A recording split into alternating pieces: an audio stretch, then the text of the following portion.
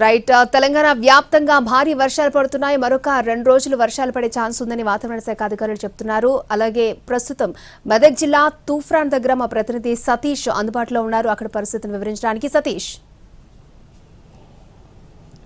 Yes అక్షయ, వర్షం పేరు చెప్తేనే ఈ ప్రాంతమంతా వణికిపోతుంది. నిన్నటి నుంచి కురుస్తున్నటువంటి భారీ వర్షాలకి మెదక్ జిల్లా మొత్తం కూడా అతలాకుతలమైంది. మనం ప్రస్తుతం మెదక్ జిల్లాలోని తూప్రాన్ దగ్గర ఉన్నాం. తూప్రాన్ పట్టణానికి ఎంటర్ అయ్యేటటువంటి సమయంలోనే ఉన్నటువంటి గాయత్రి నగర్లో సిచ్యువేషన్ చూడొచ్చు.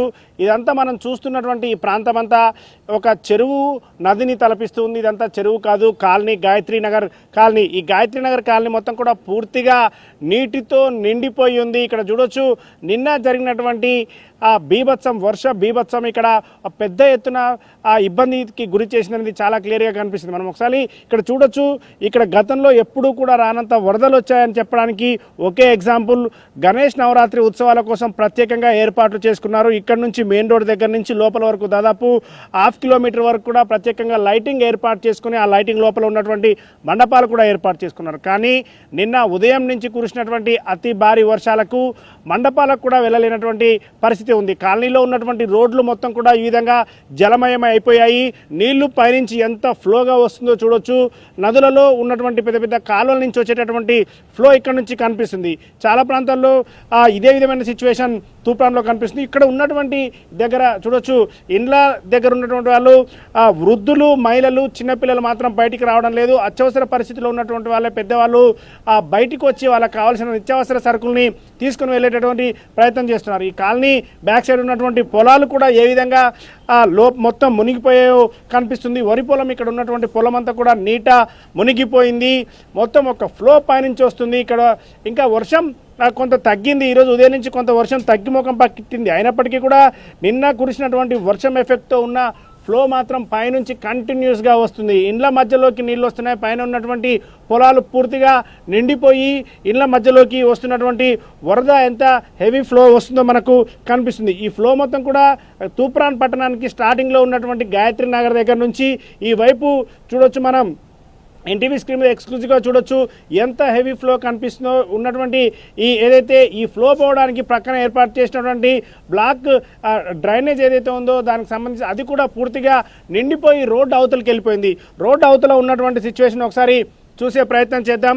ఈ నీళ్ళన్నీ కూడా ఉన్నటువంటి నీళ్లు గతంలో ఈ గత 10-15 సంవత్సరాల్లో ఎప్పుడు కూడా ఇంత వరద విపత్సం రాలేదు, ఇంత వర్షం నీళ్లు రాలేదు అని చెప్తున్నారు. ఈ నీళ్లు ఇంత ఫ్లో మొత్తం కూడా ఇక్కడ నుంచి ఉన్నటువంటి ఫ్లో అంతా కూడా రోడ్డు దాటిపోయి రోడ్డు అవతల ఉన్నటువంటి కాలనీలు, కొత్తగా వేసినటువంటి వెంచర్లు కావచ్చు, వెనకాల ఉన్న ఇండ్లు మొత్తం కూడా పూర్తిగా నీట మునిగిపోయినటువంటి సిచ్యువేషన్ ఈ ఫ్లో. నిన్నైతే ఈ రూట్ మొత్తం కూడా ఇటు హైవే దగ్గర నుంచి NH-44 నుంచి తూప్రాన్కి వెళ్ళడానికి ఉన్నటువంటి 4 కిలోమీటర్ల రూట్ మొత్తం పూర్తిగా క్లోజ్ చేశారు. అంత హెవీ వాటర్ ఇక్కడికి వచ్చేసింది. ఇక్కడ ఉన్నటువంటి చిన్న చిన్న స్టార్టింగ్లో ఉన్న కంపెనీలు కావచ్చు, ఆటోమొబైల్ షాపులు పూర్తిగా జల దిగ్బంధంలోకి వెళ్ళిపోయాయి.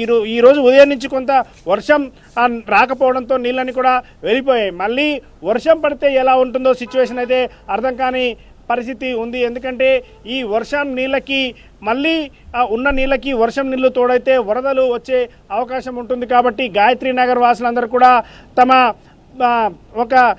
ఇక్కడికి అధికారులు వెంటనే వచ్చి వర్షం ఒకవేళ వస్తే తమని రక్షించాలని వేడుకుంటున్నారు. అయితే అధికారులు చెప్పారు, ఇప్పటికే చెప్పడం జరిగింది, ఈ ప్రాంతం అంతా కూడా మళ్ళీ వర్షం వస్తే ఇబ్బందికర పరిస్థితులు ఉన్నాయి కాబట్టి ముందే వాళ్ళని ఖాళీ చేసి వెళ్ళాలని చెప్పడం జరిగింది. గ్రౌండ్ ఫ్లోర్లో ఉన్నటువంటి వాళ్ళందరూ కూడా ఇళ్ల నుంచి వెళ్ళిపోయారు. ఇప్పటికే కేవలం ఫస్ట్ ఫ్లోర్, ఆ పైన ఉన్నటువంటి ఇళ్లలో ఉన్నటువంటి వాళ్ళు మాత్రమే ఉన్నారు. మనం చూడొచ్చు, ఎక్కడ చూసినా వరద బీభత్సమే కనిపిస్తుంది. మెదక్ జిల్లాలో ముఖ్యంగా రామాయంపేట కావచ్చు, ఇటు తూప్రాన్ NH-44కి ఆనుకొని ఉన్నటువంటి ఈ రూట్ మొత్తం కూడా పూర్తిగా జల దిగ్బంధంలో ఉందని చెప్పుకోవచ్చు.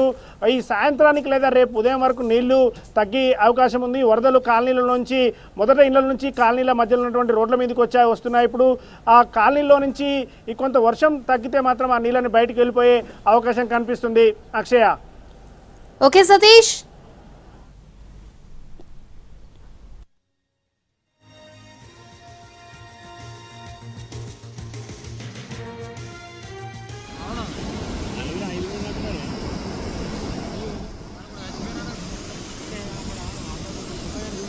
తెలంగాణలోని పలు జిల్లాల్లో భారీ వర్షాలు పడుతున్నాయి. కామారెడ్డి జిల్లాలో భారీ వర్షం బీభత్సాన్ని సృష్టించింది. కుంభవృష్టి ధాటికి పలు చోట్ల జనజీవనం అతలాకుతలమైంది.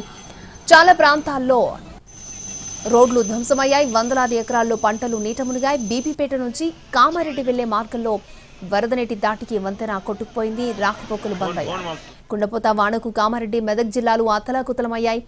కాసంపల్లి శివారులో వరద తీవ్రతకు జాతీయ రహదారి బైపాస్ రోడ్డుపై భారీగా గుంతలు ఏర్పడ్డాయి. దీంతో నిజామాబాద్ వైపు వాహనాల రాకపోకలకు అంతరాయం కలిగింది. మెదక్, కామారెడ్డి జిల్లాలో కురుస్తున్న వర్షాలతో మానేరు వాగు ఉగ్ర రూపం దాల్చింది. రాజన్న సిరిసిల్ల జిల్లాలో వాగు ఉధృతంగా ప్రవహిస్తోంది.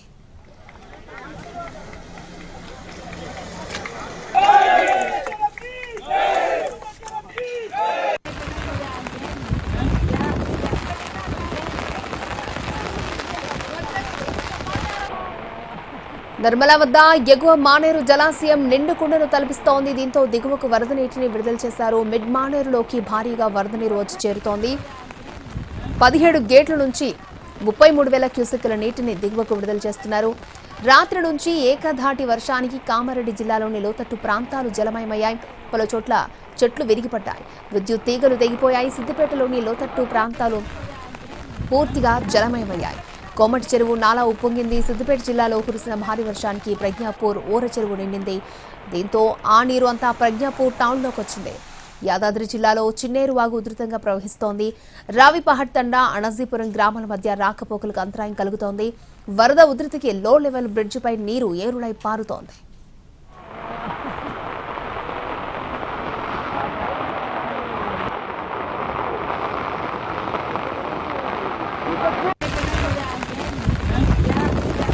వచ్చే 2 గంటల్లో సిరిసిల్ల, కరీంనగర్, ఖమ్మం, సంగారెడ్డి, హన్మకొండ, వరంగల్, పెద్దపల్లి జిల్లాలో భారీ వర్షాలు పడే అవకాశం ఉందని వాతావరణ శాఖ వెల్లడించింది. సిద్దిపేట, మెదక్, జనగామ జిల్లాల్లో మోస్తరు వర్షాలు కురిసే అవకాశం ఉందని తెలిపింది.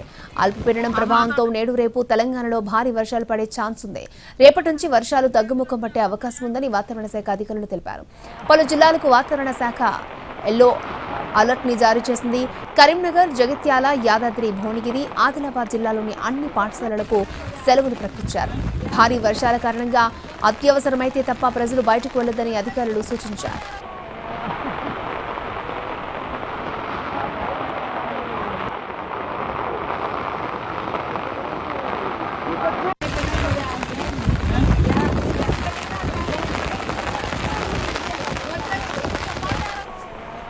కాసేపట్లో వరద ప్రభావిత ప్రాంతాల్లో CM Revanth Reddy aerial survey చేయనున్నారు. ముఖ్యమంత్రితో పాటు మంత్రి ఉత్తమ్, పీసీసీ చీఫ్ మహేష్ గౌడ్ కూడా వెళ్లనున్నారు. ఎల్లంపల్లి, పోచంపల్లి, నిజాంసాగర్, కామారెడ్డి ఫ్లడ్ ఏరియాని చెక్ చేయనున్నారు. వరద ప్రభావిత జిల్లాల్లోని అధికారులను అప్రమత్తం చేయడంతో పాటు తక్షణం చేపట్టాల్సిన సహాయక చర్యలను ఎప్పటికప్పుడు మానిటర్ చేయాలని ముఖ్యమంత్రి ఆదేశాలు జారీ చేశారు.